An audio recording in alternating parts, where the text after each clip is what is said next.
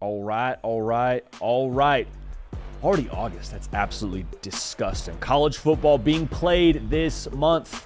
Welcome into the Hard Count. It is Tuesday, August 5th, 2025. Last one on the face of the planet. Got a ton of fall camp intel headed your way on this channel, so make sure you're locked in. Going to take a visit out to the Sunshine State here in a matter of moments. Before we do that, though, you know what gets me fired up during this part of the year? Which just kind of gets the people going, Cato? Quarterback battles. You know what I'm saying? Quarterback battles. What are the most important quarterback battles that we should unpack during this fall camp season? Now, I want to put a disclaimer on this. Georgia's not a quarterback battle, dog. You brought Gunnar Stockton to media days. Say whatever you want around, oh, well, this guy is going to be back and forth. No, you brought him to media days. He's your starting quarterback. Understand? All right, Michigan. You could pitch me on Bryce Underwood and Mikey Keene having a battle, but you're not going to sell me on it. Pitch me all you want, but for that reason, I'm out, Shark Tank style. So these are the 5 legitimate battles that I want us to unpack together going into this fall camp season, into college football season. And we're going to go 5 all the way up to number 1 being the most important when it comes to the complexion of the 2025 season. Start with a little honorable mention action, though. Coach Drinkwitz out there at Mizzou, he was very adamant for us over at Media Days. No. We got a quarterback battle going on. Because I asked him the question during our conversation in Atlanta. I said, hey, listen, what made Bo Perbula the right guy for you?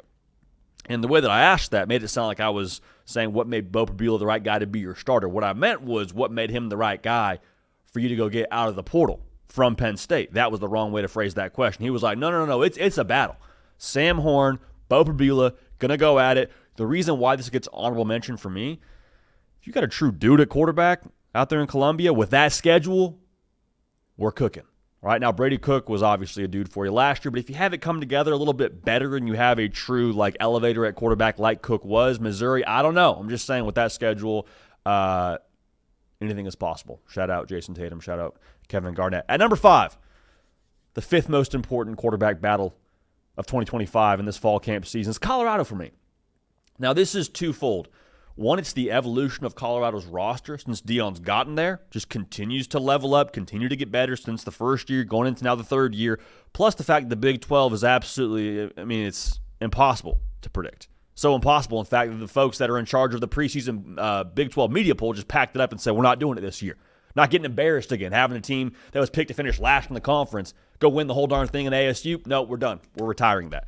So whether it's Cayden Salter or Julian Lewis, if you get a true guy at quarterback, I don't care if you're not Shooter Sanders. I don't care if you don't throw for 4,000 yards. If you are just able to run that system with the weapons that they still have in Boulder, and the roster takes another step up, and the Big 12 is wide the heck open, I'm just saying, dreams are for real if you're Colorado. The Big 12 title and the college football playoff berth, not all that nuts to say. Between those two options and Lewis and Cayden Salter, you should be feeling pretty optimistic, as everyone should right now during fall camp. But Colorado checking in at number 5. At number 4, how about Tennessee? Now, we'll get to Blurgate here a little bit later in the show, believe you me. Everyone's talking about Tennessee taking a step back and falling off the map. Tennessee, you know what they remind me of? There's a scene in Toy Story where Andy gets his Buzz Lightyear toy, and in slow motion, he's holding his Woody doll, and just drops him, and it's in slow motion, says, I don't want to play with you anymore. That's kind of like the college football public with Tennessee. Nico leaves, you lose Dylan Sampson, you lose Cooper Mays, and college football public's like, I don't want to play with you anymore as a college football playoff contender. What if Joey Aguilar just goes out there and is slinging it? What if he's got a new lease on life and you get the gunslinger that he was from App State? Josh Heupel tinkers with the interception game a little bit and cuts those down. And the next thing you know, Tennessee's back to 2022 on offense, and we're like, hey, look out for the Vols. Workable schedule.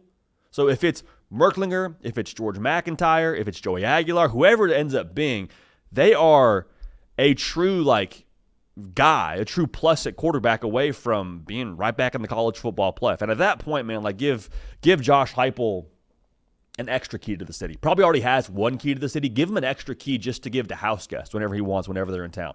Because Tennessee would be sitting very, very pretty at that point in time. So a massive quarterback battle to keep an eye on there, kind of a 3-horse race. I expect it to be Joey A, but the plot thickens. And number 3, how about Notre Dame? For Notre Dame, I think it's all about finding that extra gear. It's going to be between Kenny Minchey and C.J. Carr. Now, we may have been a little bit hasty on crowning C.J. Carr as the next guy out there in South Bend. Reports are from everyone that's close to that battle, no, Kenny Minchey could really really push to win this thing. So we'll see how that whole thing unfolds. I love the mobility of a Kenny Minchie and how that could factor in. But the reason why this is so important is there is playoff / I believe national title expectations now in South Bend based on what happened a year ago and based on the way Marcus Freeman has continued to build that roster. And here's the wild thing. It's pretty warranted. Like, it's a playoff brand defense. It's a playoff brand head coach of Marcus Freeman. I think you have playoff brand weapons now for the first time at the receiver position with Greathouse Faison. Then you got two dudes via the portal to kind of juice things up there. The pressure at quarterback is, can you add that extra gear? Can you get us to a spot where we're not down 3 scores to Ohio State at any point? Have to claw our way back. Can you activate the weaponry? Oh, by the way, Jeremiah Love still exists. He's in this roster. Do you have a quarterback that can elevate the gear of what this offense is capable of? Because if Kenny Minchie or CJ Carr can do that, and you pick the right guy from that battle, and the right guy steps up, like, all right, Notre Dame, all bets are off for the Fighting Shane Gillis's. Number 2, Ohio State. Now, Ohio State, you can make a case for them being number 1, and I wouldn't have too much pushback for you. The thing with them is they have entered into what I call like the 10% conversation tier in college football. What I mean by that is Ohio State, they're going to be better than 90% of the teams they play. They are better than 90% of college football like today, Junior. All right? Like, that's what they're living in right now. The quarterback, though, even that discussion is like a 10%, conversation. You know how many people would give their left arm and their kickoff unit to have Lincoln Kienholz or Julian Sayin as their starting quarterback? A lot of teams. Heck, Tavian St. Clair, a lot of people would kill to have Tavian St. Clair on their roster. But the fact of the matter is, at Ohio State, that 10% is the difference between making the playoff and winning a national championship. Winning a national championship is the standard at Ohio State right now that they have set. And so for a place that expects national championships, the question is, Julian Sayin, can you make that 10% difference? Lincoln Kienholz, are you the 10% difference in this offense when it gets to 4th and goal against Michigan or 4th and goal in the college football playoff and we got to find a way to go win the game? Are you that 10% differentiator that gets us not just to be like in the top tier of college football, but to win a national freaking championship, which is where we are right now in Columbus? It's the Uncle Ben category. With great power, great responsibility. With great roster talent, with great logos, Ohio State comes great expectations, and that's where they're at right now in that quarterback battle. Don't expect an answer on that probably till like mid-August, but we'll keep a good pulse on that. And the number 1 most important quarterback battle of the 2025 season that we are dialed into for fall camp is Alabama. The reason why, if Alabama has a plus at quarterback, and if you've listened to this show or you've watched this show, you know exactly where I'm going. So hang with me. They get a plus at quarterback, does Alabama? They could win a national championship. The roster is that good. The receiver room is stacked. The defense brings back the whole band from last year with Kane Womack going into year 2. Kalen DeBoer, if you question him as a head coach, I got nothing for you. All right, Duke can coach ball at the highest level. If you have a true guy at quarterback, you can go win a national championship. That's what you can step into. The flip side of that is if you have an average Joe at quarterback, if you got a J.D. PicKell caliber guy out there at quarterback, then, you go 9-3. Go 8-4. Someone's got to go 8-4, right? Someone's got to go 9-3. But that's not what you signed up for year 2 under Kalen DeBoer. That's not what you signed up for with this roster. You don't have a 9-3 situation. But the reason why I say that is you saw what it was last year without the fit at quarterback, without what you needed, and you were sitting at home watching the ReliaQuest Bowl, probably throwing stuff at your television screen. Like, that's the reality right now. You have to have a quarterback to make it all go. This is not a system Alabama. I love Jacob Coker. I love AJ McCarron. I love the Bama Bangs. I used to rock it a little bit in middle school, to keep it a buck with y'all. But like this is a quarterback-driven Ferrari. You got to have it to get where you want to go in Tuscaloosa. That's no shade to AJ McCarron, all right, or Jacob Coker. They both got national title rings, which things I don't have. So with that being said, most important quarterback battles to recap it. Honorable mention, MIZ. I digress. Colorado at 5, Tennessee at 4, Notre Dame at 3, Ohio State at 2 in that 10% tier, and at number 1, the Alabama Crimson Tide. All right, it's a beautiful time of the year. I don't know if love is in the air. Love is in the air for college football fans because we've got Fall Camp Intel to unpack, and I think the place that we have to start to kick off Intel's season during Fall Camp on this show, The Hard Count, is nowhere else besides Gainesville, Florida, because here's the deal. We've talked about it a lot over the course of the last few weeks. What's up with DJ Lagway? What's up? I mean, spring practice, we got this, shoulder injury, lower body injury, and we're not seeing him throw during spring ball, and then fall camp rolls around, we're fired up for that. Then Zach Alberverdi of Gators Online reports that we got a calf injury during team run. We'll give you the latest there. I'll give you my thoughts on that as well as some other intel. Before we do that, though, college football sickos, it's our time. We made it. Against all odds, I know it felt like it would never get here, but we made it. College football season is here. If you want all the intel around your football team, if you want all the content around the college football season, the beauty that it is, make sure you are subscribed. Gator fans, especially y'all watching the show, watching the segment right now, make sure you are subscribed if you want more content around your Gators. That's the best way to let us know that. All right, now speaking of let us know something, talked to some folks close to Florida, and the situation around DJ Lagway is as follows. Missed the first 2 days of camp. I say missed. Billy Napier said he would be limited, modified, whatever. Missed in a full capacity as it pertains to like what full capacity would mean. But practiced throughout the last couple of days. He is still on a pitch count. Now I want to make sure I clarify this because it sounds like I might have said something that I didn't mean. He missed 2 days of having like full go practice. Believe he might have still been modified there. But now he's back to semi-full go on a pitch count. Person I talked to said after seeing him practice on Saturday, the concern around the calf would be a bigger deal if they hadn't seen what they saw. All right, so take what you want from that and how much you believe from that. Sounds like he looked good on Saturday. Sounds like he's dealing. That's all well and good. Here's my thing. I still want to see him throw on the run. Couple of clips out there on the socials of Lagway throwing a dart after dropping back or throwing in rhythm. That's all great. I have no question marks about that. But if we're talking about the calf being something that could be an issue, I want to see my guy rolling right, throwing left, rolling right, dropping a missile downfield. I want to see something to where I can actually check that calf with my own two ojos and know what we got there from DJ Lagway. That's my big thing right now. I'm not a doctor, but if you go check the social feed over from Gators Online, you can see at the end of one of their highlight videos, he throws a pass in rhythm. He's got a little sleeve on the calf, on the leg, which is fine. But again, not a doctor, but he does not look like 110% comfortable as he walks out of that frame. Again, not a doctor, just saying that's my own pulse on things. So good news around Lagway. I'm still being a little bit like, let's wait and see. Let's wait and see. Now, the beautiful part about this is you get 2 games to get into rhythm, but hey, we better be in rhythm by the time we're on the road against LSU and Miami. But we'll keep a pulse on that, the plot thickens. We will have more intel around that for you. So make sure you are subscribed. Again, just double call into action there so we can track this thing together. Think he's really good. Think he's going to be really good. But makes me a touch nervous now with this trend. But the beat goes on. Dallas Wilson, freak show true freshman, tore up the spring game. If you remember, like 10 catches, darn near 200 yards in the spring game for Florida. They feel awesome about their receiver room. Dallas Wilson's getting some run with the ones. They also feel great about Eugene Wilson, who you're hoping and praying can stay healthy and be a guy for you. I think he's one of the most exciting players in the SEC, if not college football, when that guy is ready to go. The fact that you have more guys around Eugene Wilson, too, in a J. Michael Sturdivant, in a Dallas Wilson, in an Aiden Mizell, who they're expecting to level up, there's a lot there to where I think Eugene Wilson could be in for a massive year. They're going to move Eugene Wilson around. They're also going to move UCLA transfer J. Michael Sturdivant around.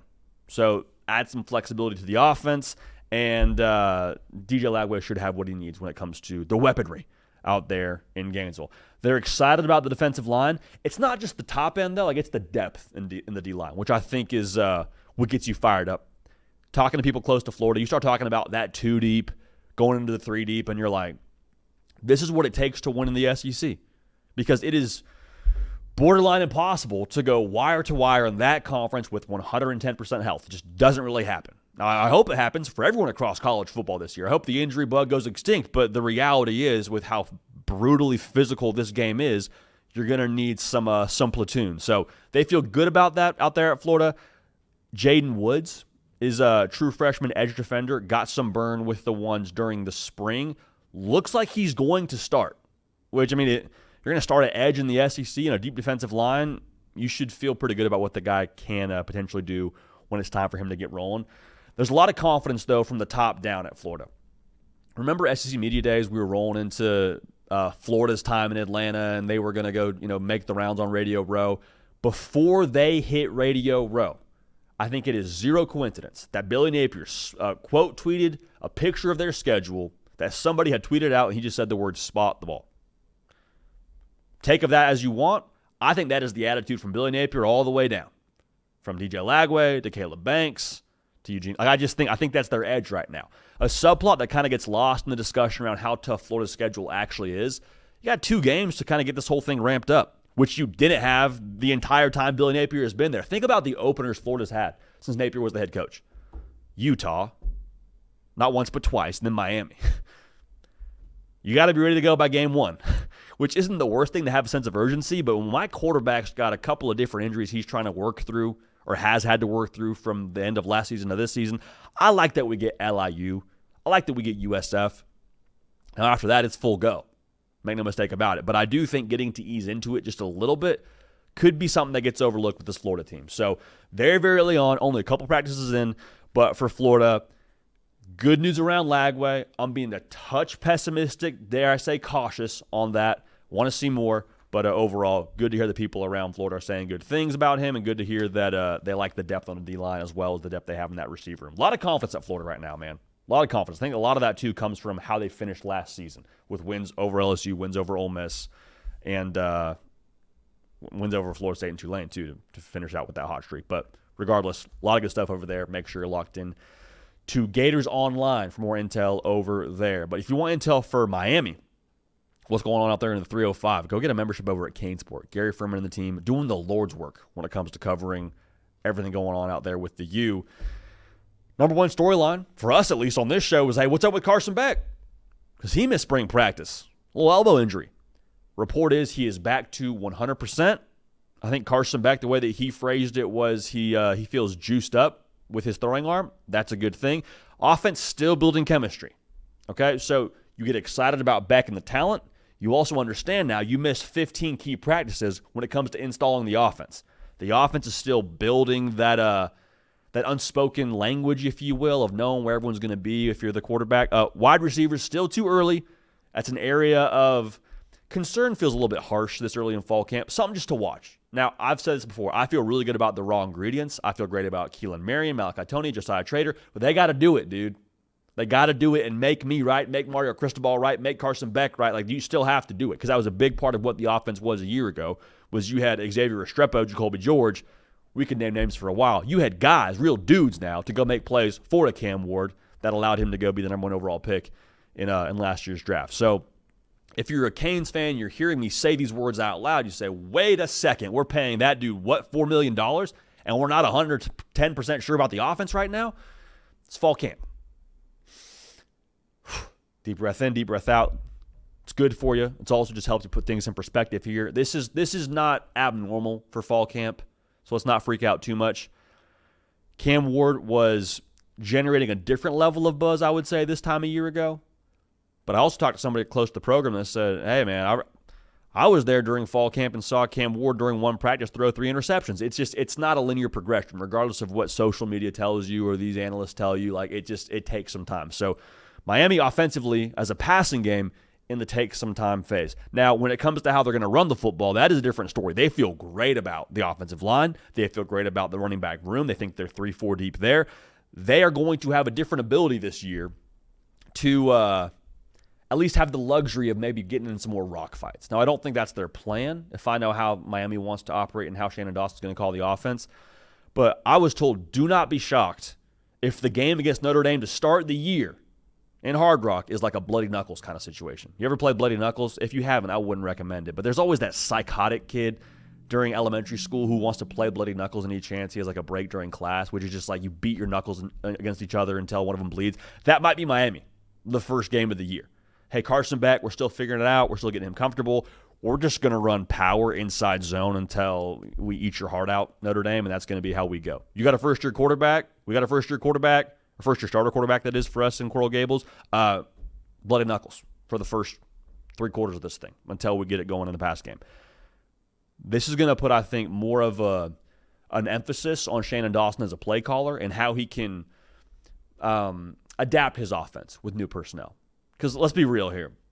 Shannon Dawson deserves a lot of credit for what Miami was offensively a year ago with Cam Ward.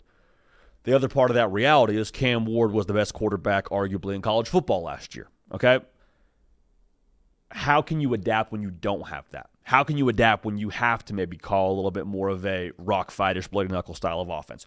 Excited to see it, think he can do it, but if and when that happens, credit Shannon Dawson for being able to manipulate games that way. Now defensively, Ruben Bain looks awesome. Something you're excited about if you're a Miami fan. He was a dog as a true freshman. Sounds like he's back to that form at 100%. Defensively, they feel like they are just in a much better spot from a depth perspective. A lot of transfers. They redid that staff on the defensive side. Corey Heatherman, new DC from Minnesota. I've been told he is extremely intense, but not in the sense where he's just like dog cussing everyone. He's a teacher is what he is, like always teaching, always trying to get everyone up to speed, not just a fire and brimstone kind of guy running around at practice, which I think is a good thing in modern college football. The big takeaway that I heard talking to people close to Miami around the defense is schematically, they will be more simple. Now, simple from a fan base perspective, you hear that and you're like, so we're going to be able to just get sliced and diced by every quarterback that can read backwards and forwards in college football. Like, that's not a good thing, right? I hear you, but I think if you trust your personnel, which it sounds like Miami does going into this upcoming season, what was the problem last year for Miami? On the defensive side, sounds like it was a lot of it going on upstairs. Whether it was a focus thing or a being locked in thing, a lot of mental errors, a lot of thinking out there for Miami. This defense is supposed to equip their personnel to just play ball, right? Just go be a football player, use your instincts, do what you recruited here to do, and go play football. I like that philosophy personally if I'm calling the defense for Miami, so I get excited about that. Overall, middle of the roster is way stronger than it was a year ago. All right, middle of the roster is way stronger. What I mean by that is the top-end talent, maybe you don't have Cam Ward on this roster. Maybe you don't have Xavier Restrepo. Like, we go down the line here. But they feel really, really good about the depth they've built, and they feel really good about the guys they're going to count on in the month of November, and so on and so forth. So, I mean, they think this is the best roster they've had since Mario Cristobal has gotten there. Year 3 players now, and Mawanoa and Bain, said it before, they're more in leadership positions here for Miami. I'm just curious to see how that translates to setting the temperature, because there's a lot of guys that are showing up in Miami for the first time, a lot of transfer pieces. Those year 3 players that got there with Cristobal, that have, heard the same messaging for the last 3 seasons, what does that equate to when it comes to getting those guys on the same page? Because leadership in your locker room, say what you want about a head coach, say what you want about a staff, the best teams are player-led. And Miami now is in a unique spot where those players that have been around Cristobal are in a more leadership-accessible spot, for my money. So I don't question the college football playoff tires. I question you have college football playoff horsepower.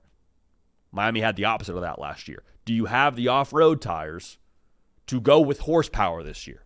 We'll see. It's going to be on Carson Beck. But a lot of good stuff from Miami. Again, make sure you are subscribed. Good stuff from Gary Freeman and the team over at Kane Sport. Got you taken care of when it comes to all the intel for fall camp and into the season itself. So let's get locked in, man. College football season is here. Okay, so this started blowing up on Twitter over, I guess it was Sunday night into Monday. And I want us to discuss this together. What has come to be known as Blurgate for Tennessee is gaining some steam. And this is why I love college football, dude. This is why I love college football. You can have something from a team's social media page, get some traction, have several pages of content over on the VolQuest message board, have Twitter going nuts like only college football. So if you have no idea what I'm talking about, go ahead and check out this clip from Tennessee's social media page from fall camp. You got a nice little interception here from my guy Colton Hood, playing the ball in the air. Go get it. Big get via the portal from Colorado. Nice little celly with the team. Okay, that's awesome. Heck yeah. Get fired up. DB's making plays in practice, talking his cash. Love that. Absolutely love that. But the observant folks in Knoxville caught something. Because you see the interception, you say, wait a second, we got a quarterback battle going on. Who threw that pass? I want to go try and check who threw that pass. And then Tennessee fans noticed, they blurred somebody out, dude. Is the quarterback blurred out? Looks like a red jersey to me. Those of y'all that follow college football practices know, like, the quarterbacks are non-contact. If you follow Tennessee football, the quarterbacks wear a red jersey. Why are they blurring out who threw the interception? What's going on here?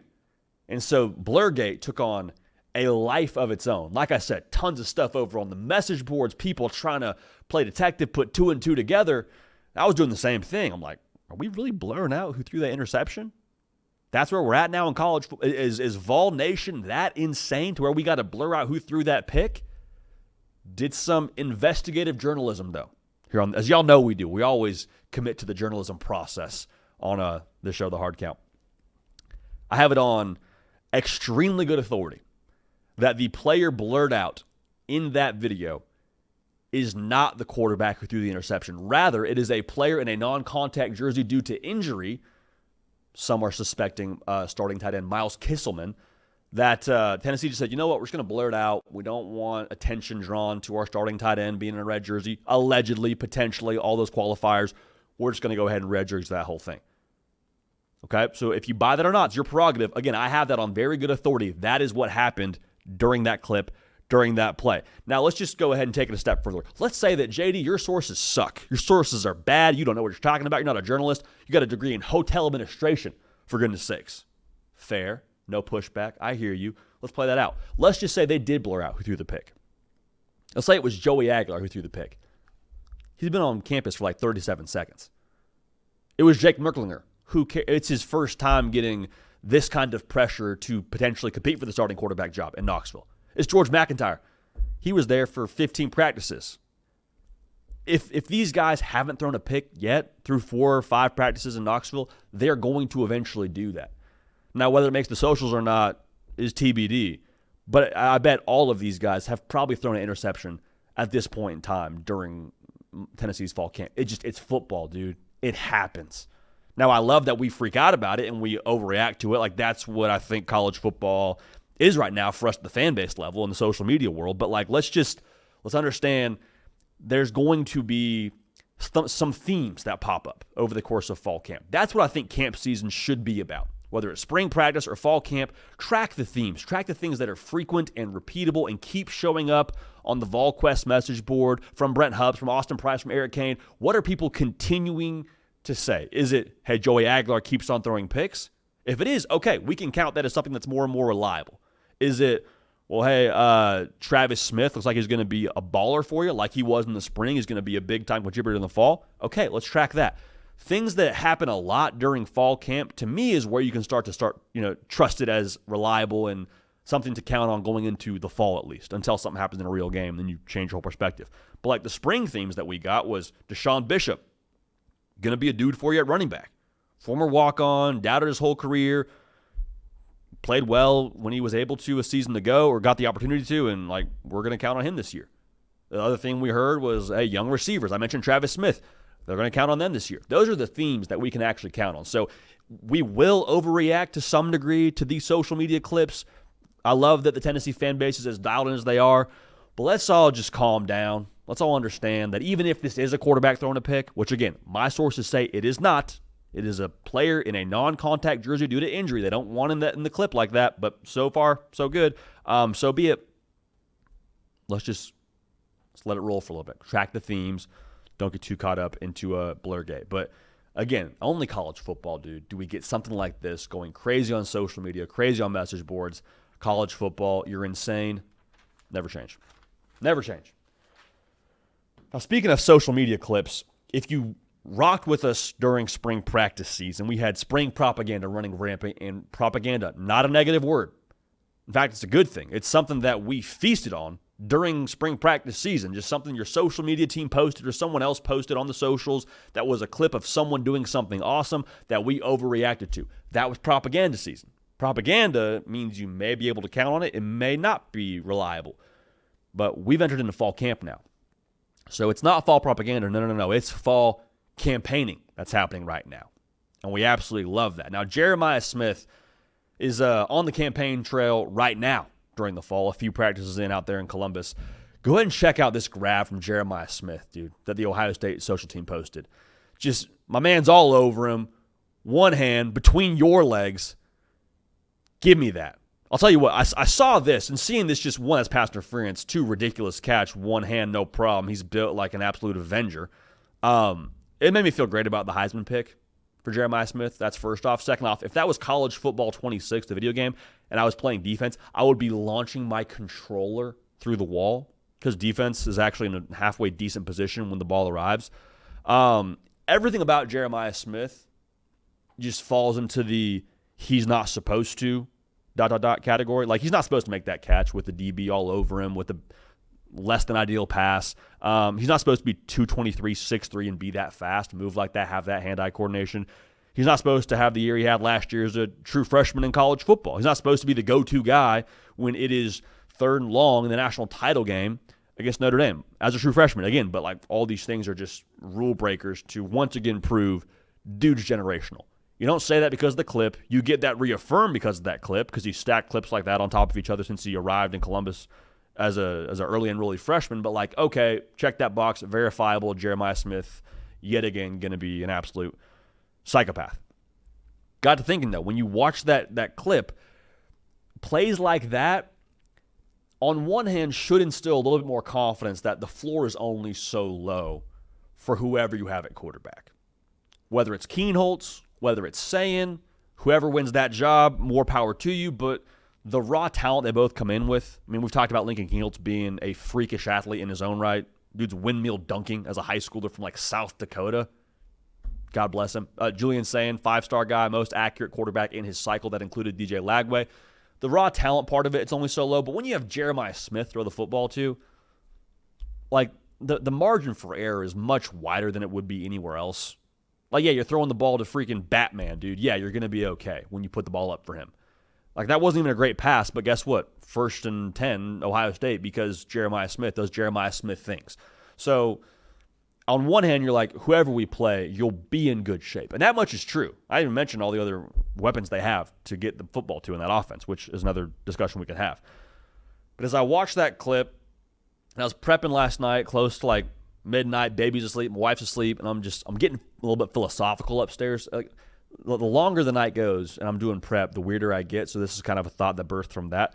The more philosophical you get around watching that clip. Ohio State, as we mentioned earlier on in this show, they're having like the 10% conversation, which is, do you have a guy at quarterback or the people in place on your staff or whatever it is? It's all about that 10% of getting from, better than 90% of the rest of college football to then winning a national championship. The 10% difference makers, right? You watch that throw.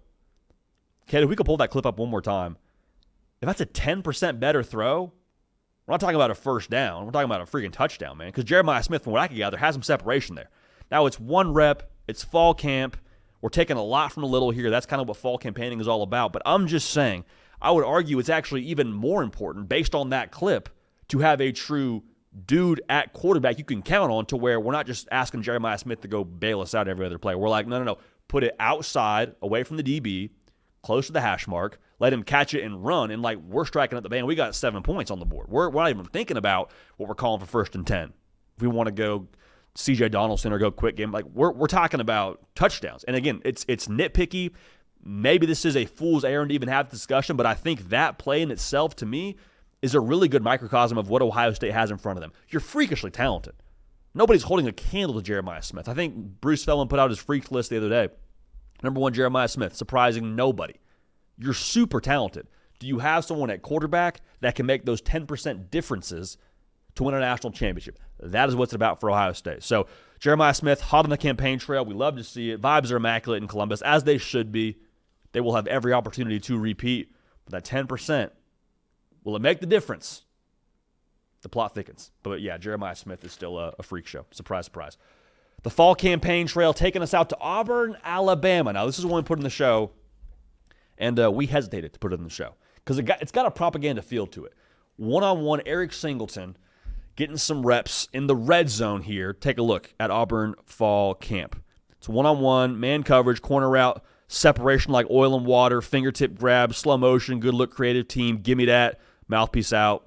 No problems. Also, Deuce Knight, a little lefty action. Good ball from him if I'm clocking that correctly. So, again, I said it has some propaganda elements to it. Cayden Smith is a not once but 2-time All-Sun Belt safety that produces this show. And before we got rolling, he's like, listen, man, like, nice catch. Good for Eric Singleton. It's one-on-ones.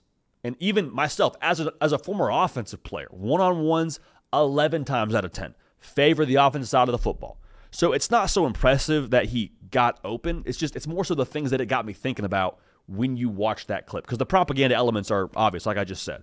One-on-one, it's your fastest player on your team versus a redshirt sophomore safety. Like, you could convince me there's some propaganda here. But why we decided to include this in the show, what was the problem for Auburn last year? Poor horse. I know it's already dead. We're still taking a club to that thing. What was the problem? Red zone offense, 123 in America. Top 40 in yards per play, don't matter, can't cross that white line. Okay? I think a big part of what Auburn lacked a year ago was a Swiss Army knife caliber of player that could create in any kind of space you gave them. To me, I look at Eric Singleton, I say, that's the guy. Matchup creator, move him around, put him in the slot, put him out wide.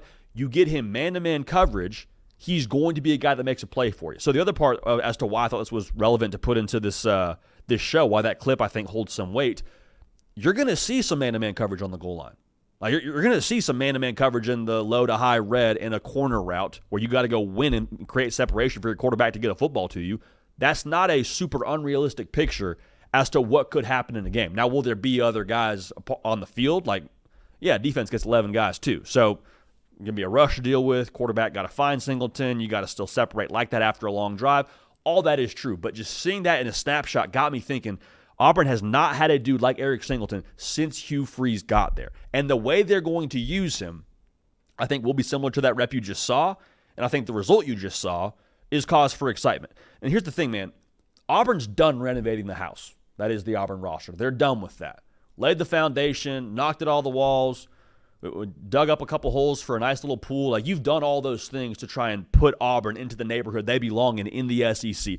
Now we're talking about, can we put everything where it's supposed to go in this house to make it actually compete for a 8-win season and beyond? Like, that's what you're talking about right now. Eric Singleton being there, I think, is a part of winning those key moments. Can we win in the red zone? Can we win the one-score games in the fourth quarter, not give the football away on a pick six to Oklahoma? Can we win in the turnover game? Like, gosh, we're giving the ball away like Halloween candy against Arkansas and Cal. We're up against Missouri and just totally fumble our lunch away. Like, can we win in those margins, in those smaller areas? Because the roster now is at a point where it can compete with, I would say, the upper tier of the SEC. You should beat who you've recruited better than. Do you?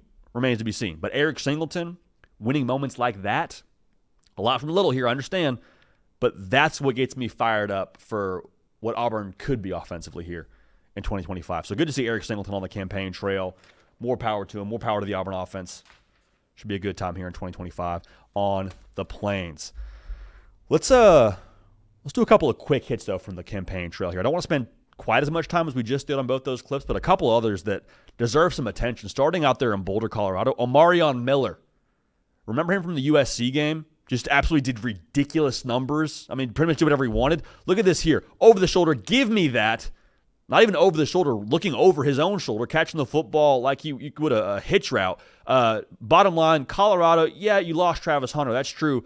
But between Omarion Miller and Joe Williams, you are in really, really good shape here. Killer lower third there for those watching on YouTube, which you should be. Miller time? Yeah, could not have said it better myself. They will still be elite at wide receiver. Cayden Salter, Julian Lewis, whoever you got throwing the football, they got some dudes throw the football too. Next up, Coy Parrish. The best player in the Big Ten that nobody's talking about, he's going to play both ways this year, if I'm reading tea leaves here correctly. Was an all Big Ten safety for you last year as a true freshman. He's from Minnesota, loyal to the soil. He's going to play some receiver for you. Check this out. Allegedly, starting practice off, according to the Minnesota social team, 70-yard bomb.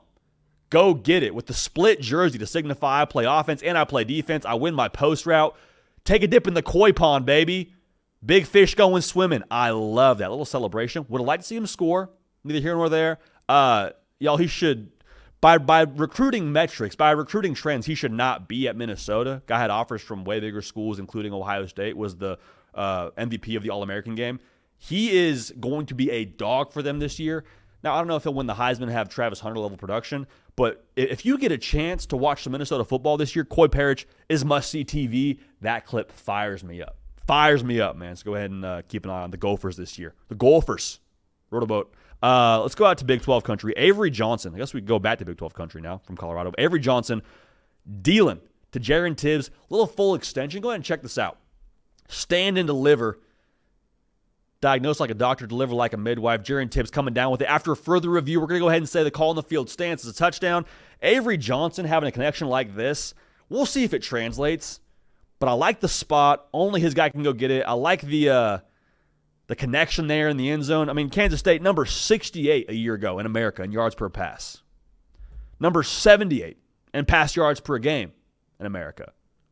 Fire me up, dude. It's enough to get me excited. Enough to get me going a little bit here. So Kansas State, Big 12 is wide open. If Avery Johnson takes another step up, I'm just saying. I'm not saying. I'm just saying. Manhattan could be on and popping. Last one here, Cayden Lee. Second best Cayden involved with today's show behind Cade Smith producing this whole thing. Check out the little one-hand extraordinaire from my guy. Slow motion. Shout out the Ole Miss social team for this. Give me that. One oven mitt. No problem. Get fired up, kid. We lose 4 of our top 5 receivers from a year ago. Lose Jackson Dart, Austin Simmons. You're 13 years old. I got you, brother. One hand. Fire me up, dude. Like stuff like this hitting the timeline. From an Ole Miss fan. Let's go. Let's go now. So a lot of good stuff from the campaign trail. Hey, tag me on the socials. We're trying to scope all this stuff out as best we possibly can. So many clips, only so many eyeballs. Tag us in your fall campaigning from across the college football world. All right, let's finish up here with this thought, man. I want to talk a little football, on this college football show, but I want to talk some actual, schematics when it comes to college football in 2025. And laying in bed the other night, I told you, think about the show a lot in the wee hours of the morning. Baby's asleep, wife's asleep. I'm thinking about how Georgia's going to run the football. Thought I had schematically was hey, how much Gunnar Stockton, intentional Gunnar Stockton, do we see for Georgia and Mike Bobo in the run game? I'll tell you what, I'd call it. I'd call it like it's going out of style, but that's just my own take on things. We'll break it down right now as to why I feel that way. Before we do that, though, Georgia fans, y'all been good to us. Hey, people think that y'all are a little bit crazy for barking as grown adults at little kids. I think you should do more of that. I think there's not enough barking going around, but that's just me. So go ahead and make sure you're subscribed, and we'll make sure that we have a good time on the show talking about your dogs with y'all being dialed in. Here's what I love so much about the Gunnar Stockton, called run game. Remember those Georgia teams that were reeling off national championships? You've heard me say this a lot, but they were right in the neighborhood of running the ball for 200 yards a game, right? Well, situationally, what else did Georgia have in the bag with both those teams? A guy at quarterback in Stetson Bennett, who's not as physically gifted as a Gunnar Stockton, or not maybe as juiced up as a Gunnar Stockton, but a dude who could make something happen for you in the run game. That second national title year, he had 10 rushing touchdowns. And even if Stetson Bennett's not reeling off 80-yard runs or has the speed that I would imagine a Gunnar Stockton has, as a defense, you just have to think about it. You got to consider it. Maybe it's a couple minutes of a period that you're assigning to the scout team to try to rep for. You at least have to consider that this quarterback might run the football on a designed quarterback run, and we got to have everybody flying to the football because they have an extra blocker to hurt us with. So to put it simply, it just gives you another way to run the football. And Georgia getting to where they want to go, they will not get there this year, winning the SEC, winning a national championship, without running the football at a super effective rate. And for Georgia, let's be real, there's still, I think, question marks is a harsh way to put it. There's still, I think, some wait and see as to what that running back room looks like, right? Nate Frazier, love you, brother, especially as a prospect. Some fumble issues last year. Excited about some young bucks? They're young bucks. We'll see how they translate. So having a quarterback-designed run game, at least in the playbook for 3rd and 3, 4th and 1, I like that a lot. Also, Kirby Smart, what did he say on our coach translator we did for him? When asked about how they're going to run the ball and stop the run, he's like, that's a culture thing. You get what you demand. If it's a culture thing, if it's a mentality thing, there are very few plays in the world of football that I think define or speak to a team's mentality outside of a play where you have 10 blockers blocking for the player on your team that is supposed to be the least physical player on that football team, but he's actually lowering his shoulder to go pick up a first down, touchdown, or whatever it looks like. I'm just saying, if you're talking about mentality, that's a mentality kind of play. So if anything, like the unquantifiables of what Georgia could be, I think that's something to at least consider. Also, let's think about this. Gunnar Stockton, just listening to him talk, watching him play in some time a year ago in the Texas game, in the Notre Dame game, he seems like he might thrive off something like that. Now, I can't prove it. I've never spoken to him. I don't think you want to give him 20 carries a game necessarily, but I do think that allowing him to get into rhythm and have some good things happen for him on the ground, I think that's something that could be dangerous for Georgia and just something that gets Gunnar Stockton going a little bit, gets him in the flow of a game. So I love that part of it too. Maybe this is the most important part of this whole discussion. Outside of Georgia running the football at a high level, outside of getting him going, outside of the mentality, Georgia made a concerted effort to get better at what position this offseason? Wait for it. Receiver. 7 new receivers. High school level plus the portal, 7 new cats in that room. What does that tell you? Georgia wants to be, I think, better throwing the football, yes, but I would say even more importantly, they want to be more explosive. Plus Dylan Bell in the mix. Like, they want to be a team that can legitimately open up the back end of your defense and make you pay for it, man. Like, I think that's what they want to do. So if you're having Gunnar Stockton and design quarterback run game rolling, at least something you have to account for. Gunnar Stockton, let's say he gets to the third quarter of a game. Let's say he's got 8 carries for, call it 37 yards, got a touchdown. You at least have to account for that, right? I would say if you're getting hurt on it, let's say that number's even better than 37 yards. Let's say Gunnar Stockton's at like 40-plus yards, 50-plus yards, and you're legitimately having trouble stopping that situationally. What do? You commit extra resources. Safety, you're up in the box, or at least triggering more quickly. Or we're doing different things to try and negate that from a numbers perspective. So when that happens, guess what? More green grass on the back end for Zachariah Branch, for Noah Thomas, for talented. Like, we got dudes now that can go hurt you on the back end. And if that happens, people say Gunnar Stockton's not Carson Beck throwing the football. That's fine. I can make a throw when the dude's got 10 yards of separation downfield because the safety's got his hand in the cookie jar. So I love that for Georgia. At the very end of the day, this Kirby Smart team feels like they are in an era of like reinventing themselves a little bit, right? A little bit more young, a little less proven, new quarterback. All that's true. If you want to shape your identity, I think calling some quarterback runs a pretty good catalyst to say, now this is the dude that we rock with. This is how he plays. This is his edge. And you know what? Edge of your leadership, persona of your leadership, your football team takes that on. So I'm excited for this. That's kind of my take on this. I'd love to see some Gunnar Stockton called runs. Not saying you just totally abuse it, but like situationally, maybe in the vein of like how Jackson Dart was used a year ago at Ole Miss, maybe diet Jackson Dart. I'd love that for Georgia. I think it'd be beneficial, and I think you'd see some great dividends from that for the Dogs. All right, man, it's our time. Fall camp is here. Fall campaigning is here. We got a ton of notes to break down here over the course of the next couple shows. Keep a pulse on the podcast feed and a pulse on the YouTube channel. We are approaching, I don't want to give a specific date. We are pretty close, I think, to going to the 3 shows a week that we'll have on this channel for the show The Hard Count. So make sure you're locked in. A ton of content coming your way. Gosh, we're here, baby. Fires me up. For Cayden Smith on the 1s and the 2s, also running the alley, metaphorically, on this show for myself, DJ PicKell. We appreciate y'all. We love y'all. We will keep this party rolling. We will see y'all.